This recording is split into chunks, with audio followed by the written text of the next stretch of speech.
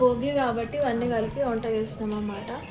అన్నీ కలిపిన కర్రీ ఇవన్నీ వెజిటేబుల్స్ అన్నీ కట్ చేసి పెట్టినాం అనమాట. దీంట్లో ఆలు అండ్ వంకాయలు 2 ఉన్నాయి. సో అన్నీ కట్ చేసి పెట్టాము. ఇంకా ఆనియన్స్ ఒకటి కట్ చేసి ఈ మిక్స్డ్ వెజిటేబుల్ కర్రీ మమ్మీ వండుతుంది, చూపిస్తా. మిక్స్డ్ వెజిటేబుల్ కర్రీ అయితే ఇలా అయిందన్నమాట. చాలా బాగుంది చూడ్డానికి.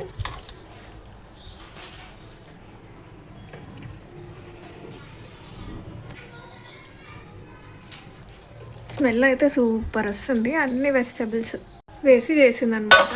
సో టేస్ట్ చూసి చెప్తా.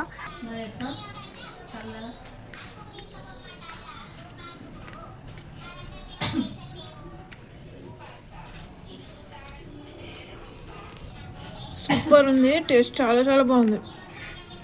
అంటే మిక్స్డ్ అయినా కూడా టేస్ట్ మంచిగా ఉంది. బాగా చేసింది మా మమ్మీ. మీరు కూడా ఇలా ట్రై చేయండి, బాగుంటుంది.